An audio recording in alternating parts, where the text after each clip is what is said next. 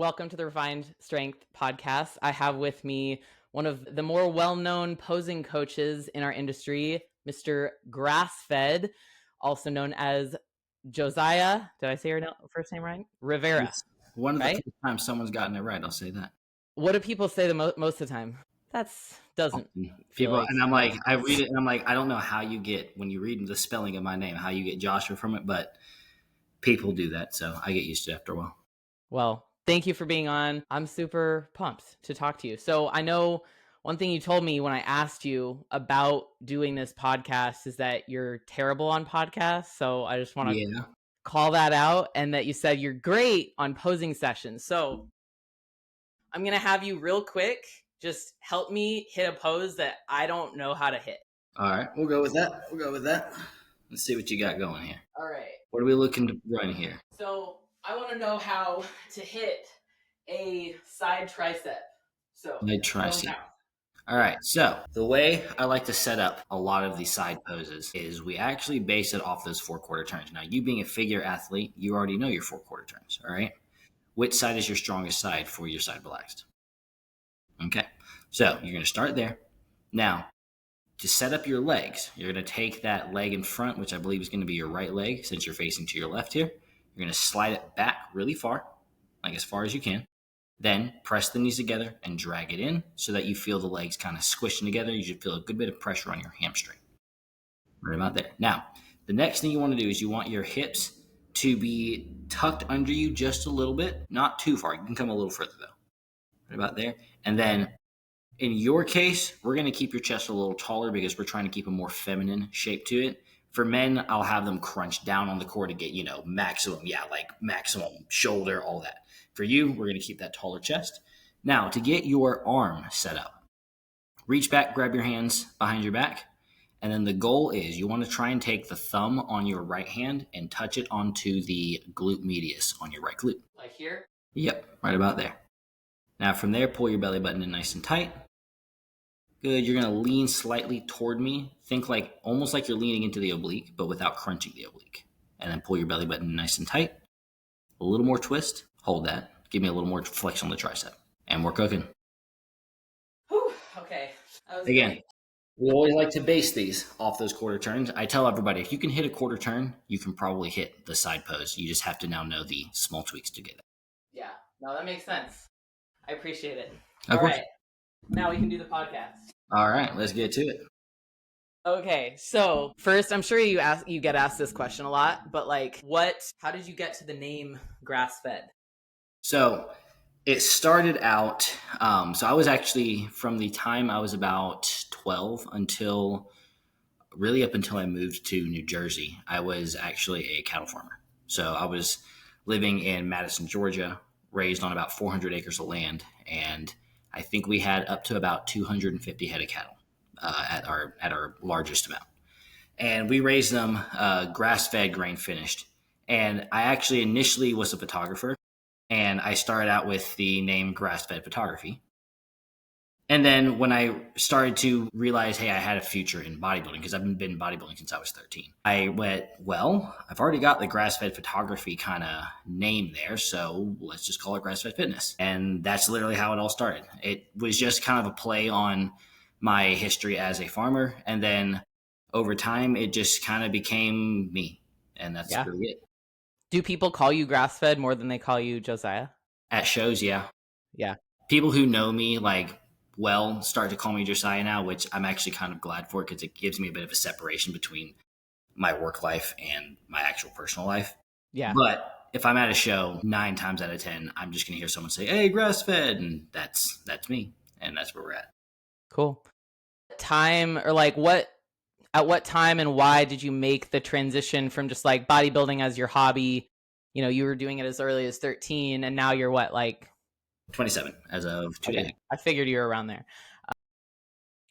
What made you decide, okay, I'm going to be a posing coach instead of photography and staying farm life? So it was, I dropped out of college in right at the tail end of 2018 because I'm just not academically minded. All right. What were you going to school for? I was going to school for kinesiology because I thought, bodybuilding was kind of my core personality aspect, to be honest. I had been raised obviously on a farm and everything, but I was homeschooled my entire life. So I wasn't really particularly well socialized or anything like that. Going into college, I just didn't fare well in college. I didn't have a ton of friends. I wasn't, doing all of that. I kind of was just like, well, here I am. My grades were complete and total shit. I left college with a 1.6 GPA. How long were you in it for? Till my sophomore year. Right at Okay. the end of my sophomore year, I was just like, okay, I'm wasting money doing this. It's just not working for me. You lasted longer than me. I dropped out after like a semester. Yeah. Well, from college, I actually went straight into competing and won like 3 shows in a row and was kind of like, okay, this is, basically for the first time ever, I had something that I was really, really good at. So I said, I want to do something with this. So I started working at a gym, kind of started doing that. And then COVID hit because I started competing in 2019. COVID hits 2020. Basically everything gets shut down. I'm now without a job. And though I'm collecting that nice unemployment check that everyone was collecting of like $750 a week. And was your job like training at the time? Actually, it was literally just working front desk. Like Okay. I didn't even have a personal training certificate, which in Georgia, you really need one of those. All right. Yeah. And I will also say, all right, and this is like no offense to you Georgia peeps, but bodybuilding goes to die in Georgia. All right. Why do you Nothing, say that? no one in Georgia really respects bodybuilding the way you see the respect for it in other states. Like you go to New Jersey, which is where I went, I was able to start an entire business in New Jersey as a bodybuilder. And people respected the hell out of me there because of the fact that my physique spoke for itself. All right. In Georgia, when people hear that you're a bodybuilder, they actually kind of look at you with a little air of disdain because they think of you as a more vain. Georgia bodybuilding is considered more like a vanity sport, whereas in other states it's considered like, hey, this is a legitimate. This is cool. Yeah. Exactly. So I had to leave Georgia so that I could even actually get started because in Georgia, 2020, I'm basically just living off the stimulus check. And though that was cool, I'm the kind of person where I cannot just sit around doing nothing. All right. Like I'm talking, I had like a mini mental breakdown. So I started actually working for my dad. At first, took an internship with his company as like a marketing specialist, and then about a year in, I realized I had the opportunity. I could move to New Jersey and just try to make this work. So I did. I basically packed up all of my stuff, put in my 2 weeks notice. 2 weeks later, I was sitting there up in New Jersey. I moved in with the girl I was dating at the time. Terrible idea, by the way. Yeah. Usually is. And basically was like, all right, I got to get this going. Now, my coach at the time, John Dorsey, aka Goob, if y'all know him, he is the guy who calls people out for Photoshop. He's also a very, very good coach. All right. So he actually helped me really get started because he's one of those guys that from day one has believed that I could make something out of this. All right. Like he's the reason that I even started competing because Was he your first coach? First coach. I had him for 7 years before I finally moved on to other things. And I actually, when I moved on from him, it was because I was pretty much done competing. I was like, all right, I've only done shows under him. Probably don't plan on competing ever again. That was just kind of that. So we get there. I start the business. And I'm not going to say it took off immediately because it didn't. I was literally sleeping on people's couches and living out of my car for a period of a couple months before things finally started to pick up to the point that I was like, all right, I can get my own apartment. I can, make a living off of this. And then once it started to click, I went from like literally sleeping on John's couch to making 6 figures in less than 5 months. That was when you started the posing Yes, company? specifically. Because I was doing personal training before that. Personal training, as we all know, it's a very saturated market.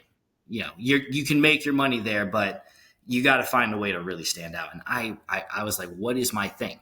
I had always been, I'm not going to say I was like amazing at posing because I'm not going to lie. When I look back at some of my first bits of posing, I was like, well, that's rough. But I was better than everyone else at the time. And I realized around 2021 that there was no comprehensive like resource for posing out there on the internet yet. All right. Like we had guys like Terrence Ruffin, Jarrett Crew, what's your name? The real Lois Lane. I can't remember. Rachel Daniels. Yeah. We had people like that, but they actually weren't really doing a ton of posing coaching. And then of course there was Kenny Wallach and he was like the posing coach at the time. Right. But people were just going to them for one-on-one sessions. No one was posting content and showing people how to do this stuff. And I realized, okay, well, I got to show people that I know what I'm doing. So let me do that. And when I did that, suddenly everyone was looking at me because I was the only person to do it. All right. And, fast forward literally 2 years later, and now everybody and their sister's a posing coach. All right. But because I was able to be the first person to do it like that, it established me as one of the main guys out there to do it. And that's why I was able to now, for the last 5 years, just make a living off of it. And yeah, it's gained you a lot of respect from an outsider's perspective. It seems like people respect you a lot for not only like, obviously you do really great work. You have a lot of, I don't know if you count how many pros your posing coaching I has actually created. never counted the amount of pros. I know the amount of athletes I posed over the last 5 years, Yeah. but never the amount of pros, to be honest. Yeah, I mean, it's an arbitrary number, but I know it's a good amount, right? It's been up there. It's up there. Seeing the proof, like the social proof, but also just that you show up consistently with your love of bodybuilding and your love of and your like educational, I think that speaks a lot. Thank you. There was one thing I will say though, and that was there were definitely times where I questioned if I was built to do it. All right.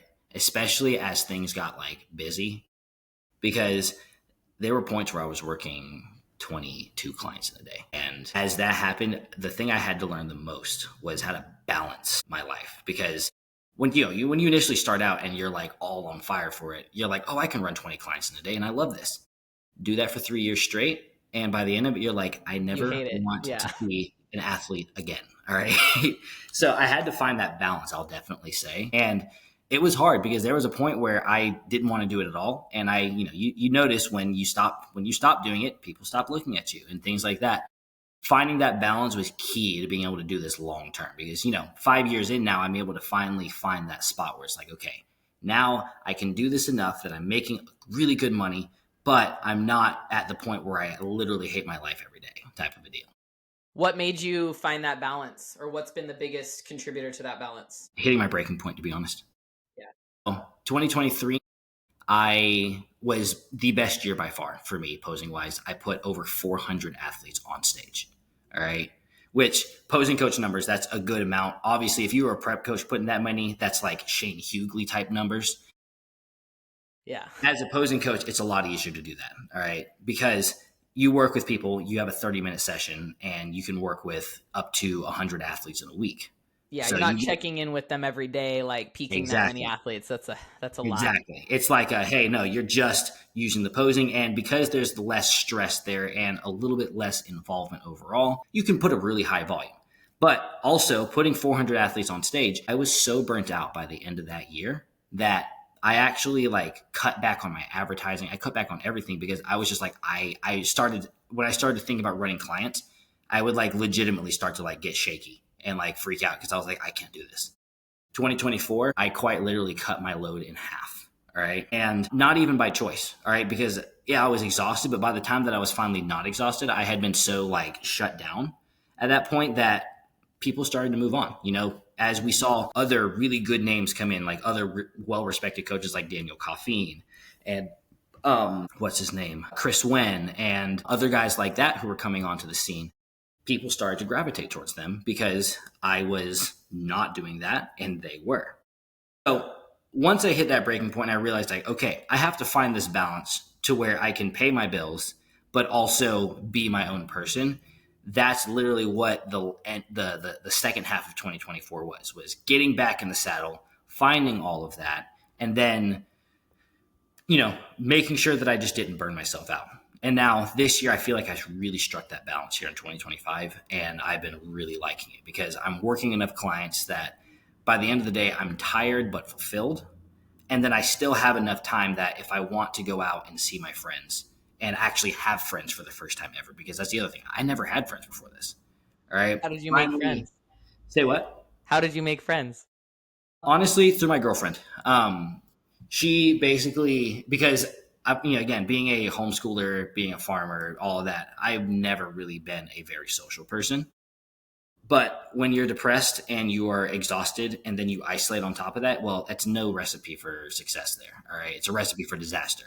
She literally one day sat me down and was like, Josiah, if you do not do this, if you do not come out here and meet my people and hang out with my friends and start to make friends yourself, I'm going to leave you behind, and not in like I'm going to leave you as in break up with you, but like I'm going to progress as a human and develop as a person so much more than you are. And that's going to lead to our relationship having a detriment. And when I realized that, I was like, oh shit, like I gotta, sack up and do this, even if I don't like it.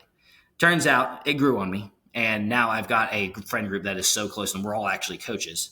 But I've got a friend group that is so close to me that like I will make time for them to make sure that I can do stuff. Like even today, my coaches meeting was all of us meeting together, discussing our goals for the next year, and then just kind of planning how to do them together. And it's huge building that community.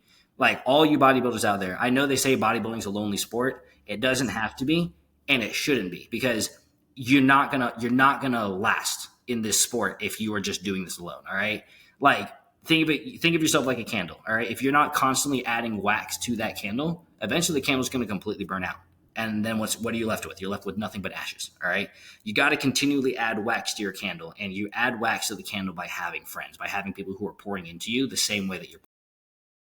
Yeah, and you have to be selective about your friends too. I Oh think yes. people like they go numbers based, right? Or they naturally gravitate to just like, okay, I got to have a lot of friends, or I want to know this person or have this person in my circle. And what they don't realize is that some of those people are not meant to be around you, or you're not meant to be around them, Mm-hmm. because of how they either drain your energy, they make you feel heavier, they make you not like yourself as much. Mm-hmm. And there's then this other group of people or other types of people that don't do that. They actually charge you up, make you feel good about yourself. They make you feel good about your future and where you're going and your direction.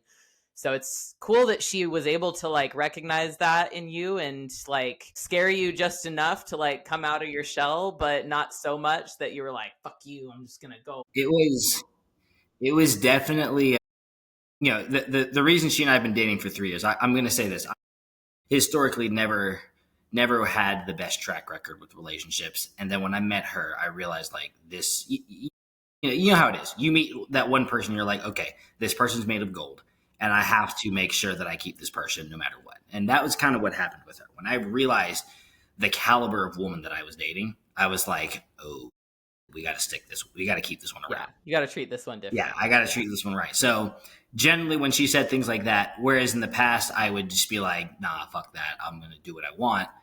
I was like, no, you need to think about this. Is this something you need to do? And at the end of the day, I was like, well, let's make it happen. Worst case scenario, you try it and you don't like it and you go back to the way you were anyways, right?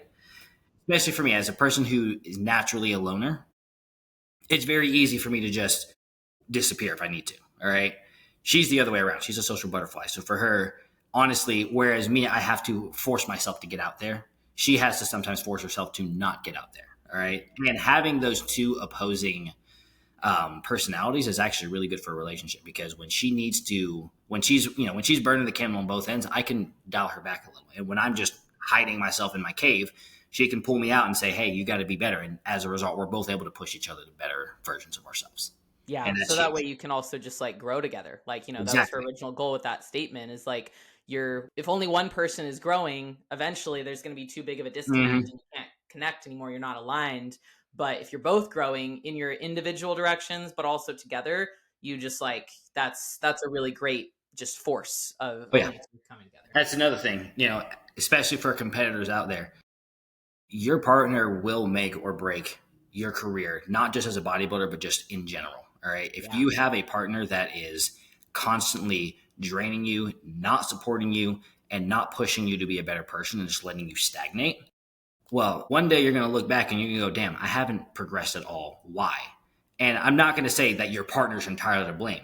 You are, because you need to You let also it happen. recognize who you're allowing into your life. All right. Hmm. As a Christian, both my parents are actually pastors. There's a verse in the Bible. It's in Proverbs, and it says, he who walks with the wise becomes wise, but a companion of fools suffers harm. All right. That goes to your friends, but that especially goes to your partner. If you are choosing a partner that is not the person, not the kind of person that you need to be with, not someone who is pushing you to be better, is not someone who is, with you on your goals and supporting you on those goals, and then also striving to be a better person themselves, they are going to hold you back. All right. And I'm not saying necessarily you should go break up with your girlfriend or boyfriend, but maybe you should push them to be better too. You can't be so focused on yourself. They can't be so focused on themselves that you two just grow separately, or else what are you doing? All right. Yeah. What are you doing together? Yeah, at that point, you're Yeah. You're basically not just growing together. What are you doing together? Literally. exactly. Yeah. What do you say to, I think a lot of people struggle with that when they've been with someone for a long time and they get into bodybuilding, 10 years into a relationship, when a relationship and like norms and values are established and then one person's values start to change, would you say like, is bodybuilding to blame in that situation, or is the person who's not supportive more to blame? That is one of those types of it depends kind of situations. All right. I'm not going to say, I can't say one way or the other necessarily, because at the end of the day, you also have to decide what your goals are. All right. If your goals are, hey, this is going to be what I do, and your partner is just fundamentally incompatible with that, I mean, it is what it is. All right. You can either say, hey, I'm going to give up bodybuilding, or you can say, hey, I'm going to give up this relationship. All right. If you choose to give up the relationship, that's really uncomfortable, but that may be what you need to then find the right relationship for you. All right. If you choose to give up bodybuilding, that also may be really uncomfortable because it may be something that you really, really love. But at that point, you know for a fact that you're all in on this relationship. So you have to kind of weigh out to a certain extent which one is for you. All right. And I can tell you this, there is no right or wrong answer there either. All right. Not everyone should be a bodybuilder, and not everyone shouldn't be a bodybuilder. Some people need to pursue that because that's going to be the way that they become successful, and that's going to be the way that they become the person they need to be. And other people, they ain't got no business doing it. That is something though that is really between you and God, if you ask me. It's one of Yeah. the, you got to figure that out for yourself because no one else in the world can tell you what to do there. Only yourself. Yeah, I agree. I think too, it's like if someone has that question in there or that conflict, you have to think about, is you doing bodybuilding hurting the other person, or is it Mm-hmm. hurting anything at Mm-hmm. all? Like if you're doing it in an unhealthy way, if you're doing it and you're letting it allow you to treat others poorly, Mm-hmm. that kind of thing, then yeah, it's probably not the thing that you need to be choosing over your spouse or your Yeah. significant other. But if it's making you better and it's helping you become this like higher elevated version of yourself that you've always wanted to become, and you want to become for even the person that you're with or the people that you're around, or it's going to bring you success in your business, then if someone's not supportive of that, then that, to me, that's your answer. That means that like, you can set the boundary and ask them like, hey, why can't you support me with this, and see if you can make that shift together. Or yeah, sometimes it's about just making the call and deciding that it's not the right thing for you. One thing I will also say though is your spouse or partner does not have to be a bodybuilder to support you. All right. Yeah, Because I have seen so absolutely. many times where, and I see this because a lot of my clients will oftentimes ask me for a little advice as to what to do. All right. And they're like, well, I feel like I'm not getting supported. And I'm like, are you not getting supported, or are you just mad that they won't go to the gym every single day with you and also get swole? Yeah. Sometimes it's actually good not to have a bodybuilder as a spouse or partner. All right. And I say that having been the competitive bodybuilder who had a partner who wasn't. It was actually really nice because, again, it allowed me to also see who am I outside of bodybuilding, because bodybuilding can be exhausting, as we all know.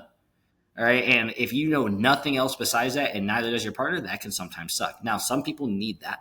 Some people need that to stay focused, but other people need the balance. They need a partner who supports them, is willing to help them, prepare their meals, or is willing to help them stay on track and push them to say, hey, I know you're tired, but you've got this, and encourage them, but also not be in the gym every single day with them saying, oh, we got to do this because if not, we're going to both, fail as bodybuilders, because not everyone needs that, needs that pure focus. Some people need to be able to have a separation there so that they can be their own person too. Yeah, it comes down to just communication too, just communicating with your partner and your person and the people around you, knowing like him knowing what support I need and vice versa. Like everyone needs different levels of support, whether one's a bodybuilder, both are bodybuilders, whatever. And so, but if you don't talk about it or communicate that, nobody knows what's going Mm-hmm. on. You shouldn't think that someone can read your mind because they're not in your mind. So It's true. Very, very true. I'd love to know kind of like your process when you're communicating with an athlete, you're starting from like square one, someone really has zero body awareness. How do you help to teach that in them? It's a bit of a process. I've had, I actually primarily pose with people who are not pros and people who are total beginners. All right. That's actually one of the things that I feel like I specialize in. You have a lot of posing coaches out there who pose pros and are known for posing pros. All right.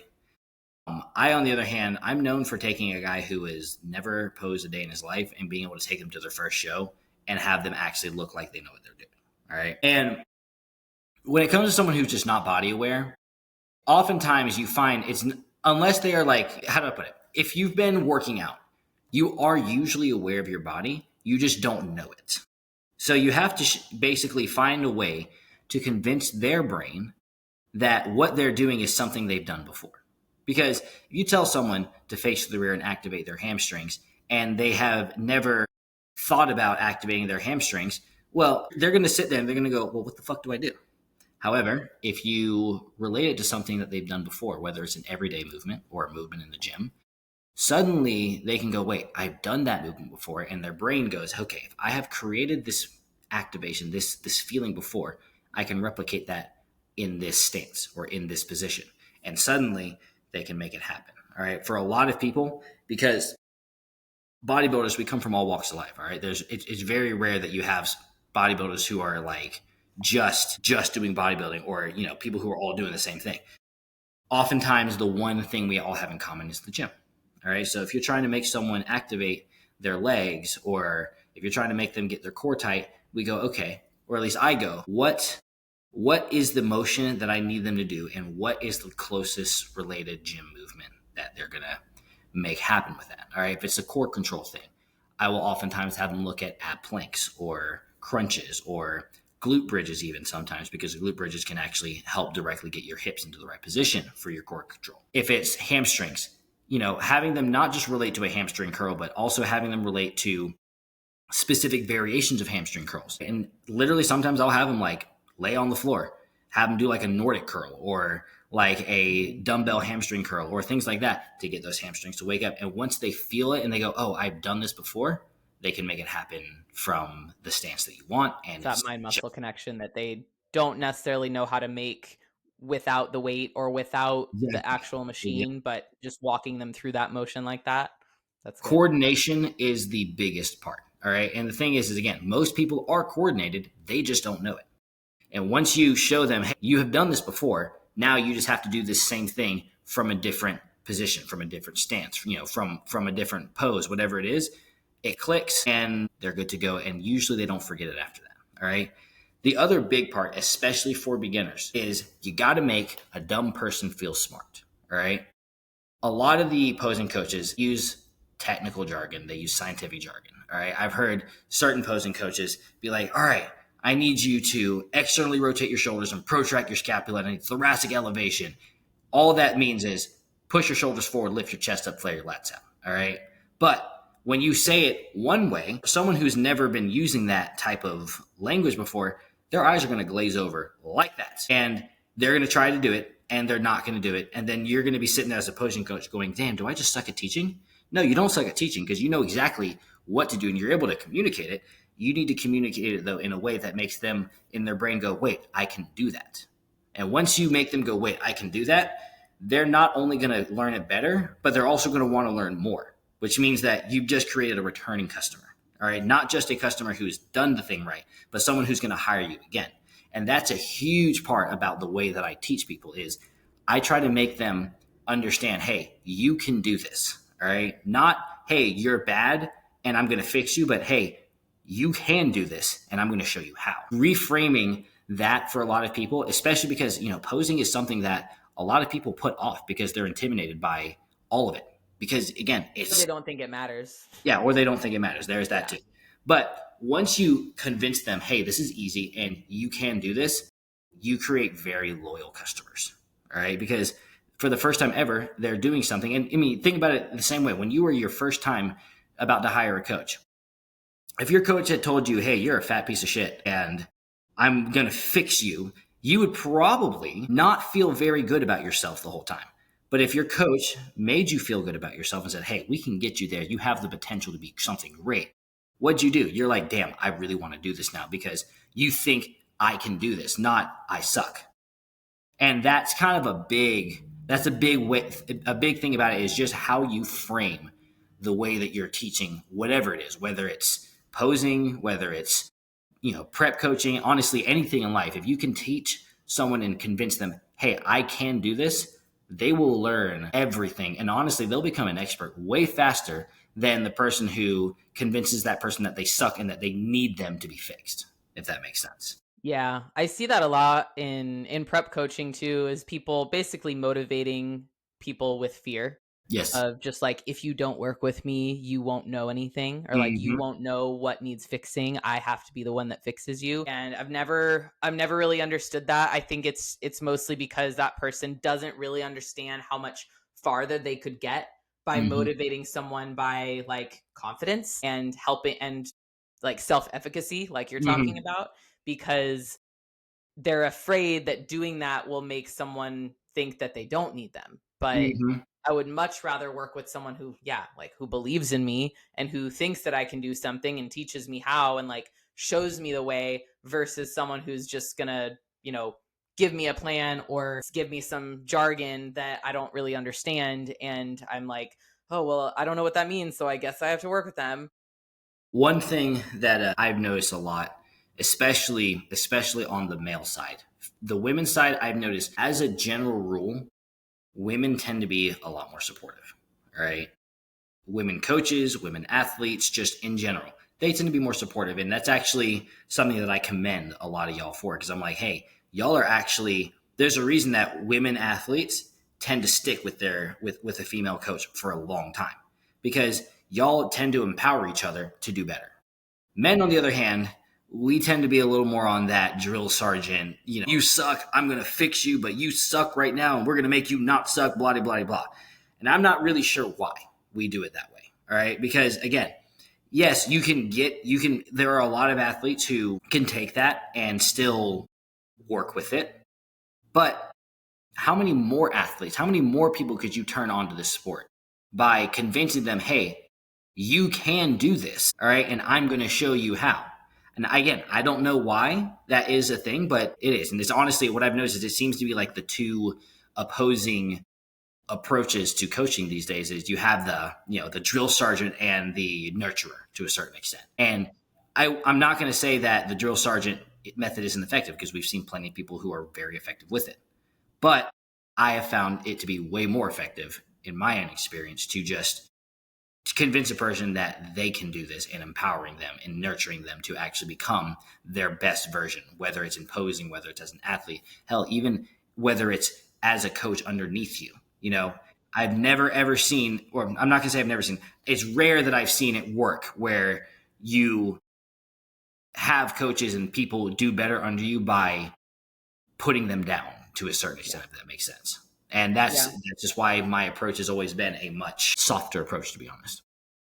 Well, I don't know if softer is even like the best word from what you're describing. It's more just like it's nurturing. It's logical. It's like making sure this person knows that they're doing a good job. That's not doesn't have to be looked at as soft, but I do agree. I think maybe some of the more drill sergeant types do look at it Hmm. that way, and that's why like, and they don't really know how to be that way. Maybe because nobody ever nurtured them. I don't know. It's Yeah, like I will say. probably a deep problem over there. But I think the two opposing sides with coaching, with opposing coaching, whatever, also, yes, it works for plenty of people. That harder, more direct, or not even direct, but just like harder, harsher approach, fear-based, that kind of thing is perfectly acceptable, and a lot of people do well with it. But how long do they do well? Hmm. Do those athletes who that's their first coaching experience, or that's the majority of their coaching experiences, do they last long in the sport, or do they eventually burn out because they're constantly being berated, they're constantly being put down or talked down to? And Hmm. then you see all these athletes, I see this especially in females, they get out of the sport because they just think that that's how the sport is. Yep. Like, well, I guess I'm not hard enough for this sport because I'm burnt out feeling like this because all these coaches have done this to me. I'll, Like, it takes both sides, but I see that a lot more. That's why I agree. Like, the approach of being a little bit more nurturing not only does it get the job done more, but it also creates longevity in athletes. Yes, and longevity in the sport, in my opinion, is huge. What I have noticed, like what you mentioned about the athletes who burn out over time, what I've also noticed is the athletes who burn out over time with that harder or harsher approach, I guess is the way to put it, they also have a negative view of bodybuilding at the end. All right. I've seen it countless times where they're like, I used to be a bodybuilder and I was so restricted and now I am free and balanced and blah, blah, blah. And I'm like, that's cool. All right. But I'm willing to bet money that had they had a coach that empowered them from the beginning and said, hey, you've got this and I can show you how to do this better every time. Even if they chose to get out of the sport, they wouldn't be looking at it as, man, I have a bad taste in my mouth at the end of this, but rather as a, hey, I chose to get out of this because I didn't, I didn't want to, go through the dieting, or, hey, I didn't want to do this or that, but I love this sport and I still want to give back to the sport, or I still want to nurture this sport.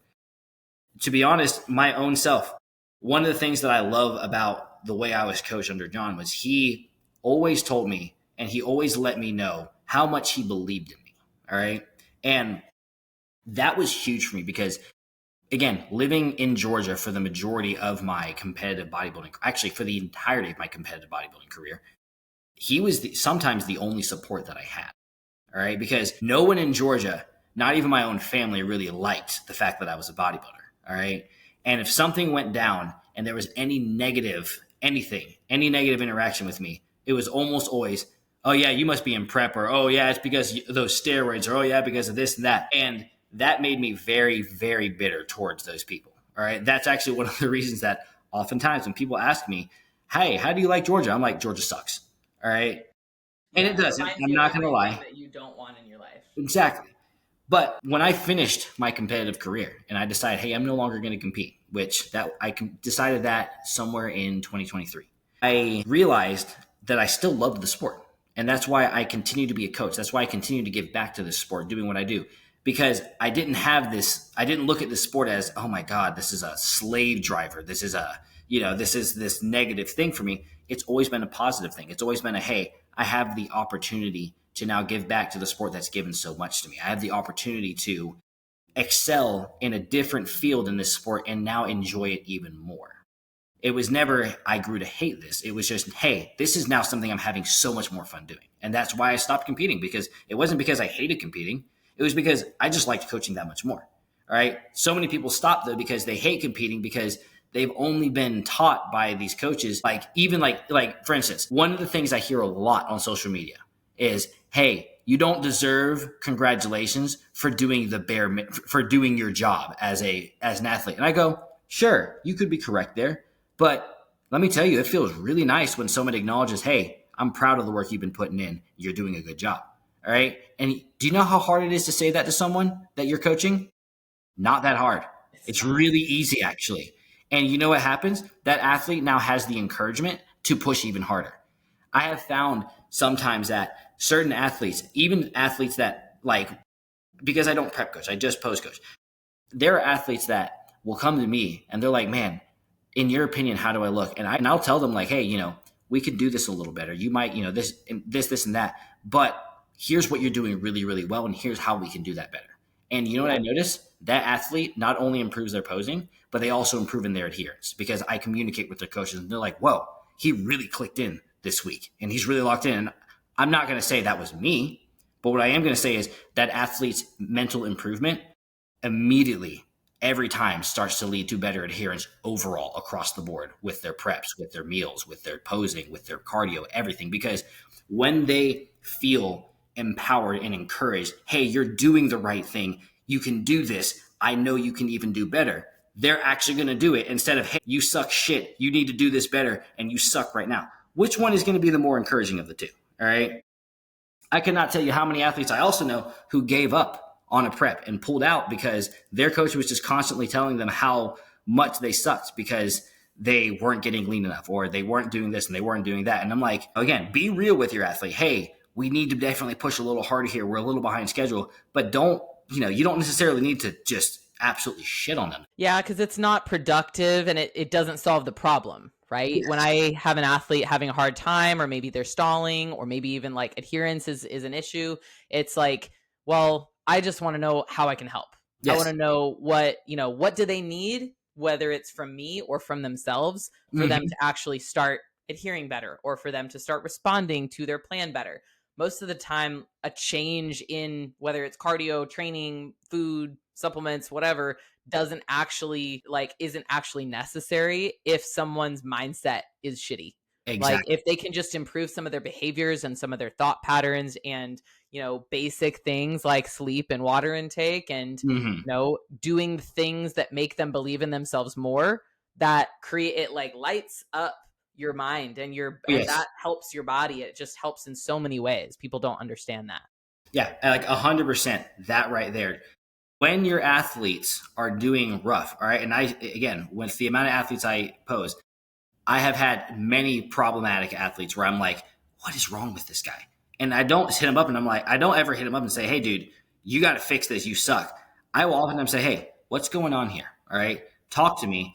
What are you feeling? What is the struggle for you? And then they tell me.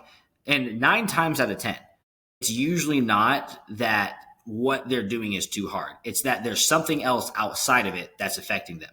And sometimes, I'm gonna be straight up, I've had a few posing sessions that turn into therapy sessions where the client just talks to me and I give them the best practical advice that I can. And every single time, the next week, improved, fixed, done. All right. That's just like, in my opinion, that is the biggest proof that athletes need support, not just as a coach. I'm not saying you should become a fucking therapist for all your athletes because that gets tiring too. But when you're able to, and when you realize, hey, I can just pour into this athlete a little bit more, try and do that instead of telling them, hey, I don't have the time for your shit, fix it or you're gone. Because 9 times out of 10, your athlete's going to be gone. And now you have an athlete or a former athlete who doesn't like you. And now you don't like your former athlete because you think they're a lazy sack of shit. All right. But if you take that little bit of time and pour into them, 9 times out of 10, it gets fixed. And then you realize, oh, wow, I have an athlete who is now doing so much better than before. And that's just a huge thing for me. That's something that I really have been making a focus over the last couple of years because I've seen how much better athletes improve as a result. And also, again, client retention is huge when you have athletes who actually think, hey, this guy's got my back, not just, oh, this is my coach, if that makes sense. Yeah, absolutely. I've found the more I hone in on my values with like who I am as a coach and how I work, the better my retention is. But even if I do like have people drop off, they generally always either come back at some Mm, point, or they always have something good to say. yes. I'll find out that I have a referral who came to me Yes. because of an Yes. ex-client That one. who's I'm not even with anymore, right? That's a big one too. When you have athletes, even if an athlete's not working with you, if they left with a pleasant memory, you're gonna now you have a referral. All right. And referrals are also big because, not everyone's gonna stick with you, whether it's due to money or whether it's due to the fact that they just have other Life things that they changes. got to do. Yeah. Life sometimes takes you away from bodybuilding, especially when you're working a 9 to 5, or if you own your own business and you're not doing bodybuilding as your sole thing. Well, those people, though, they have friends, and their friends are going to want to usually at some point find a coach. And now, when you have them and 45 other people saying, hey, you need to go with this guy because he took such good care of me or she took such good care of me. Now, sometimes you don't even got to market anymore because your marketing is literally all of your athletes, current and former, who are just pushing for you the whole time. Yeah, absolutely. And it makes it easy and less, to me, it's less pressure for marketing too, less pressure for social media. I don't mind if I had a video that flopped, Yeah. like, that didn't get any views, because like, okay, great, nobody saw it. Yeah. Literally. But it also doesn't matter because like I know business will come, and as long as I keep taking care of the people that I have, then that's all that matters. Now, I've got a question for you. What are your competitive plans? My competitive plans. Yeah. I'm taking all of this year off. I had a really good season last year, and it was like I kind of treated it as like a pro debut 2.0 because I had two very failed pro seasons prior to that with my last coach. And So I got 10th, which was my only goal. I told my coach when I hired him, I don't want to be last call outs. I just want to get top 10. Like, just get into the second call out. That was like my goal, because at the time it was a stretch goal, having only ever gotten last. And so then we 3 weeks later got third place next to, two Olympians, one of which is Jessica Reyes, like second in the world. So that really lit up to me like just the possibilities and where I can go in the sport and in figure.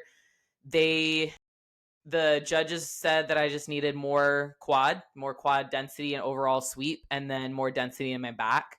I have a little bit higher lat insertion, so I don't have that like amazing V taper that, the ratios that some women are blessed with. So the goal is just to like make the back a little bit denser and more 3D.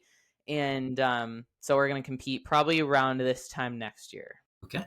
So love to hear that. Are you thinking, so sometime around this time next year, are we planning on staying in Texas for your show?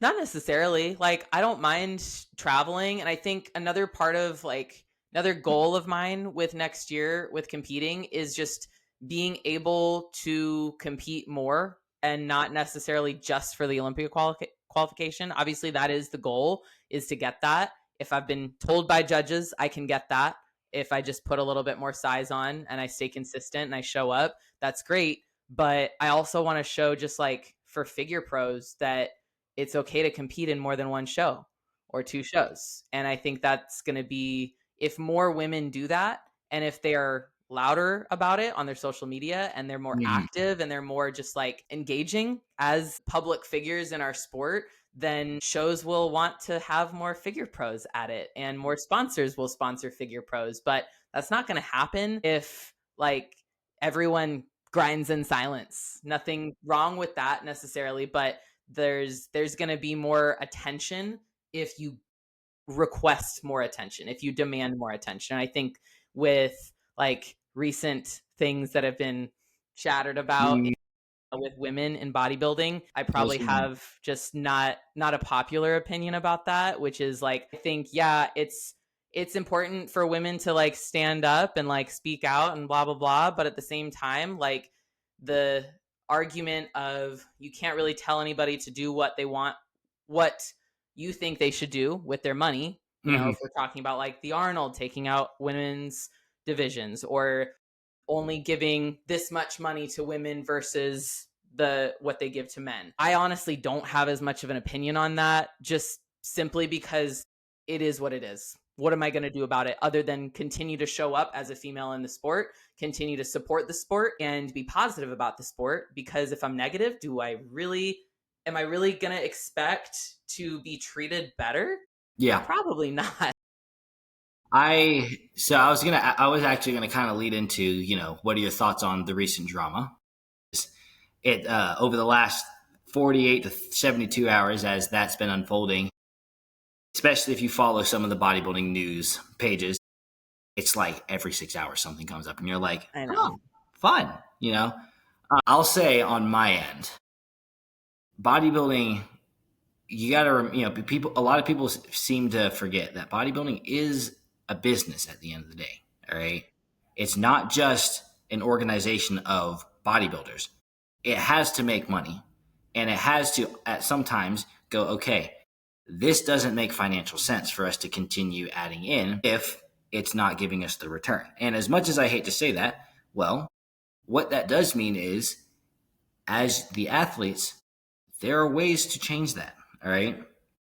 Yeah, and obviously, yes, there's a certain, what's the word?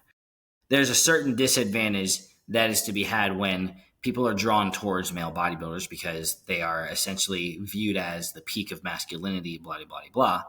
Mm-hmm. And then people sometimes tend to look at female bodybuilders as like, a little taboo, because they're muscle and women and all that, which, that make of that what you will, because it's 20 fucking. Yeah, I mean, to each their own. Everyone has different preferences in life on literally everything in the world. But at the end of the day, that is, you got to remember, that is also, I always say, rather than going, oh man, I can't believe this is what it is.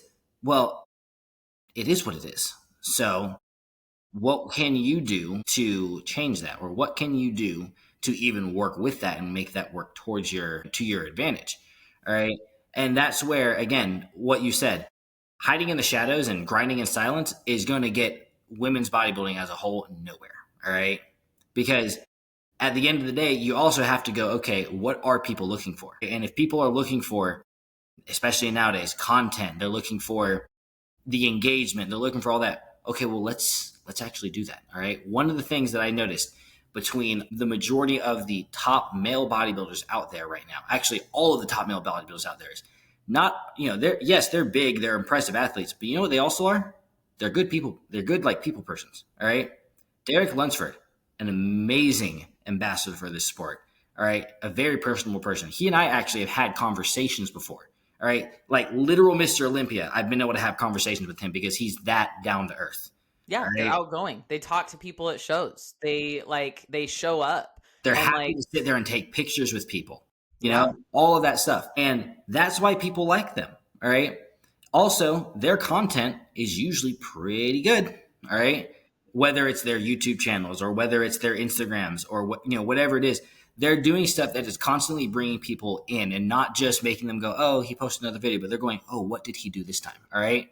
One of the things that, like for instance, another guy who just recently took pro, I think it was this year. Yeah, it was this year. Sam Sulek, whatever his name Oh, is. yeah. All right. Yeah, same. That kid. All right. That guy right there is someone that I go, dude, he is so good for this sport. All right. And some of I know there's been some comments made by some of the OGs of bodybuilding who did not like him. All right. And you know what I say? Guess what? He's bringing in numbers because everyone likes him. All right. Y'all may not like him, but everyone else does. And he is Well, bringing the in. people that are the future of the sport like him. Exactly. And that's what's Exactly. important, is that the younger generation, even younger than us, I'm 32, you're 27, like even the Mm-hmm. younger generation, like they know who Sam Sulek is and like they want to see more of him. So now he's competing, he's a pro, he's going to eventually compete as a pro. Yep. He's going to be great for the sport, just like, but also different than how Sebum has been great for the Yes. sport as well. And again, if you look at Sebum, you look at why he's such a great athlete for the sport, and you can even go back to like Jay Cutler, all right, another one of the best ambassadors for the sport, and he's one of the OGs. And what has he done? He has done so much for the sport, whether it's being at events, meeting people, starting his nutrition line, and just always finding Being a a part way. of businesses too. Yes. Like that's another thing, is like partnering with people that are also in the industry for various reasons. Like Jay has partnerships in gyms, he has partnerships Mm-hmm. in like, supplement companies, a peanut butter company, like so many different things. And that, like, that's a big part of why people still see him as relevant, is because he's Yes. just like, he's a Even though guy. he's like 50 plus and all Yeah. of that, people are still like, yo, we want to meet Jay Cutler. All right. Like there's still people who form a line to meet Jay Cutler. As much as I hate to say it, there are certain other OG bodybuilders that were like great during their time that have fallen to the wayside, or that people are kind of like, yeah, I don't really care to meet him because they either established themselves as very standoffish, Hmm. or they just stopped doing anything in the sport, and then they're now over here. I think a lot of those guys are the ones who are also kind of giving this negative opinion about some of the younger generation. This isn't even going into the women's side anymore. This is just going into Yeah, in in general. general. Because like there was that one guy who does like that announcing thing, the one who like basically talked shit on Sam. Bob. All right, not even Bob. Although I got my own thing on Bob in a second here, but I forget what the guy's name is. Scott something. I don't remember exactly. Whatever his name was. Okay. The one he like did this whole like message for Sam Sulek on his bodybuilding talk show. Well, I think I know Right. who you're talking about. And he Yeah. was like, he's trash for the sport, blah, blah, blah, blah.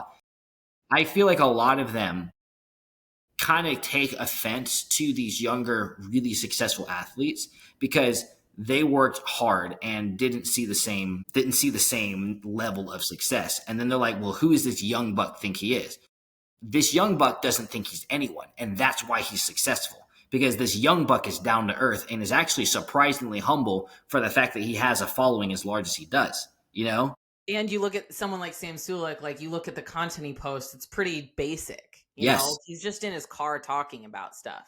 Yes. Like it's not that crazy. He's just filming his workouts, and his workouts, It's you judge them relatable. all you want, but like he's just talking and he's just being himself. And people think that it's a lot more complicated than that in order to like go viral or have success or get money or win shows or whatever, but it's really not.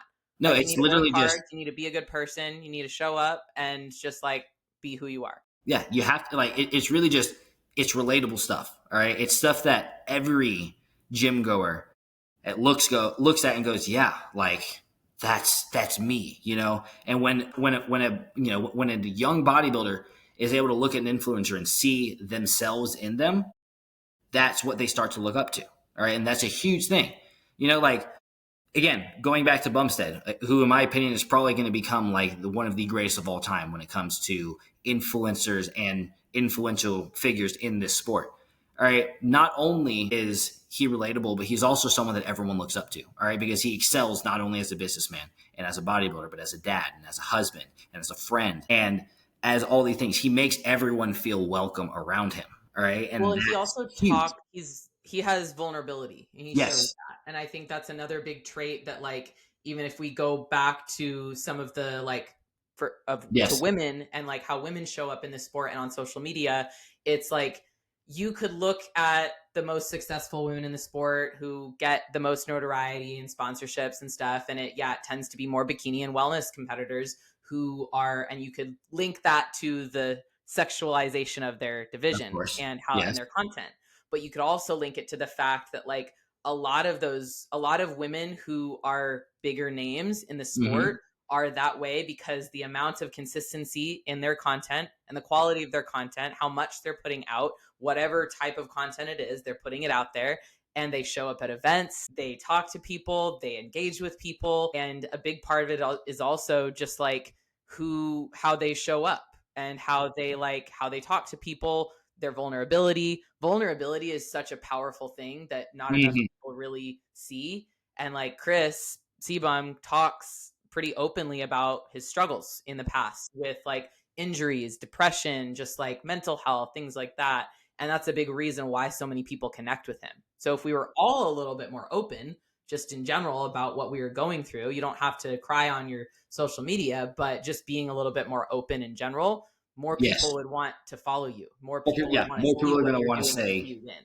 yeah, more people are going to be like, hey, I relate to that. I want to, even something as simple as like, hey, I just want to ask this guy for advice now because he seems to have gone through the stuff that I've gone through and come out of it okay. Another really good example on the women's side, Julie Renee. She's not a figure. She's a wellness pro, Wellness, right? yeah. I know her because she actually lives over down here in Austin, and one of the things she does such a good job of, and when I tell you this woman has like a cult like following, I'm talking every She time that I've does. been at a posing seminar with her because I've worked a few with her. Girls fly in from out of state and sometimes even out of the country to be there to see her. All right. But she does such a good job of when this person is nervous, when they're like, oh my gosh, like, I've followed you for so long, she will just welcome them, make them feel like she wants them to be there.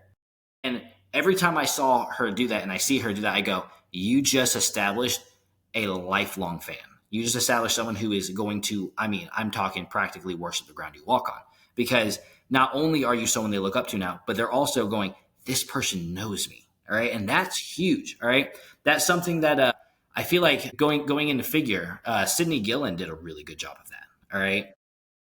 Throughout her, not only is she obviously an 8-time figure Olympia, but she also did a good job of with her scholarships that she does and with her different programs that did a good job of Retreats, she taking has posing, yeah, exactly for just sure. taking people who are new to the sport or even people who aren't new to the sport but are wanting to succeed and just giving them a chance. All right. When you as the consumer feel like you're given a chance by the person you're looking up to, you're going to stick with them all day long. All right. I mean, honestly, if you think about it, that's even what goes back to our coaching. You're giving the person a chance. All right. You're not telling them you're trash. You're telling them, hey, I believe in you. All right. When you do that as an influencer, as a coach, as an athlete, as anything along those lines, that's how you establish people who are going to be loyal to you forever. All right. Another guy who does a really good job of that. Are you familiar with Kyle Wilkes? He's Nick Walker's Yeah. coach, Yeah. right? I have worked and with Kyle's athletes for posing for several years now, and I've had the chance to actually speak with Kyle several times. And the thing I always appreciate about that man is he does such a good job of convincing his athletes, hey, I believe in you. Hey, you can do this. He's there for his athletes. The guy pours so much into his people. All right. And that is something that I respect the hell out of. And that's also why on Instagram, he goes as like Sir Kyle and everything like that. And people really, really, really respect him. The guys who are with him are like hardcore for him.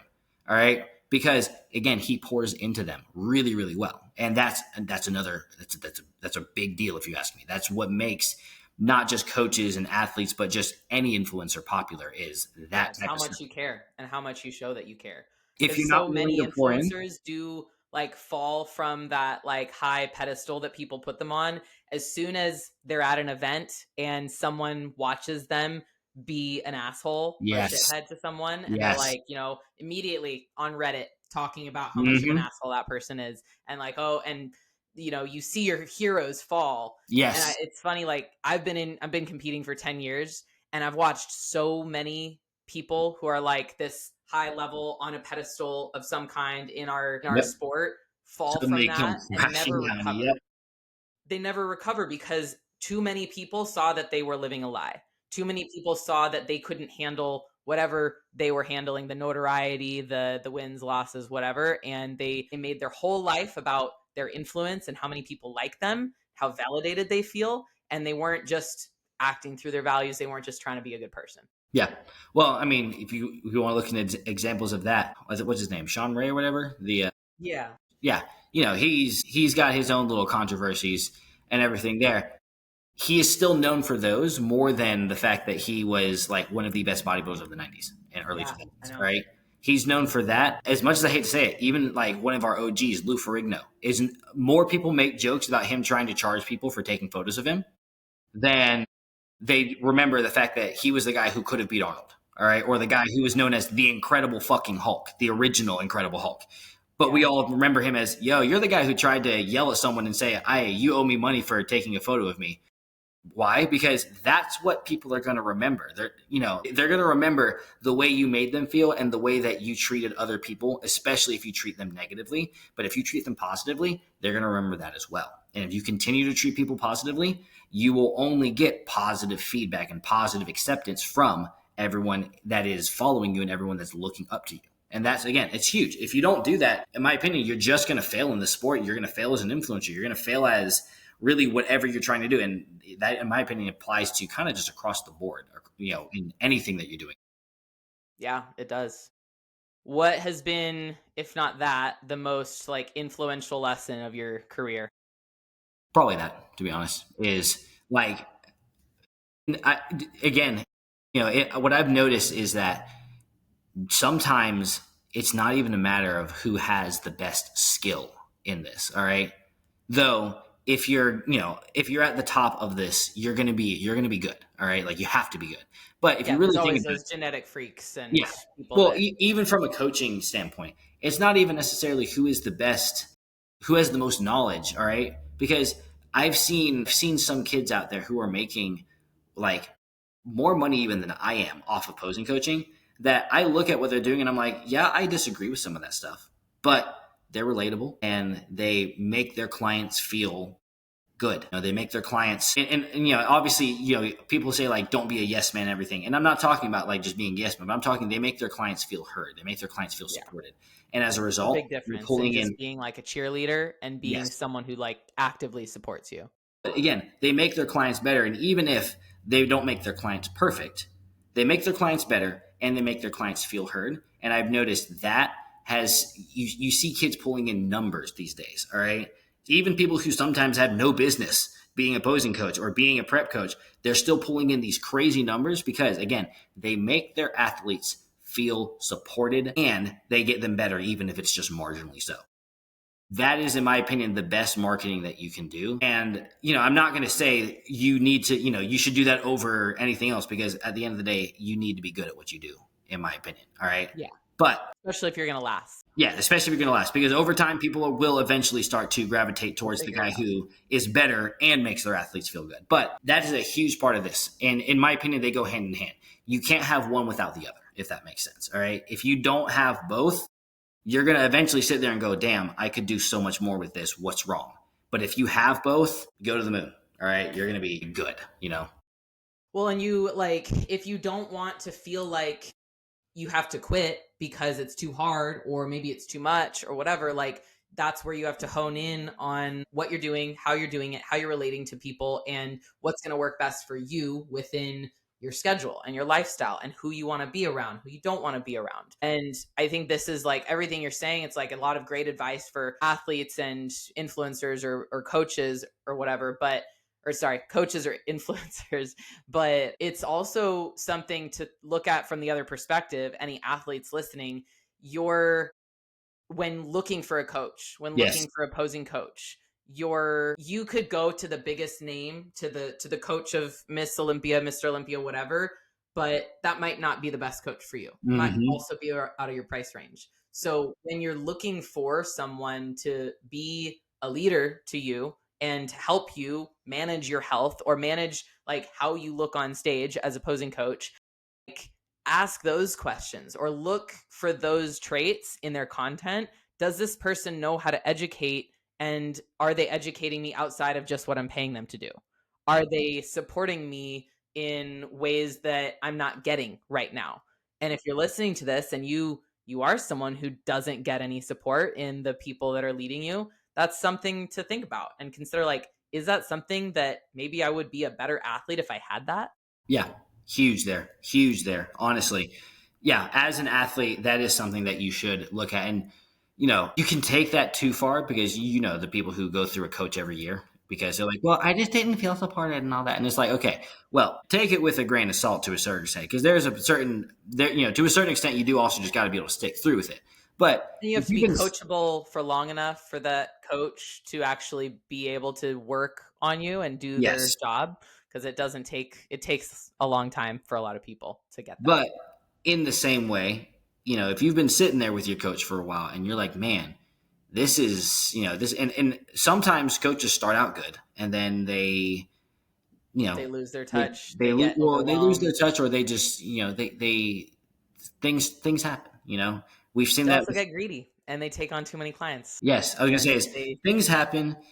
yeah, We've seen it with some of the top coaches even in the last couple of years where they were at the top of their at the absolute top of the industry, and they had to completely retire or they had to be done because they were just like, yo, I can't, I've lost my passion for this. All right.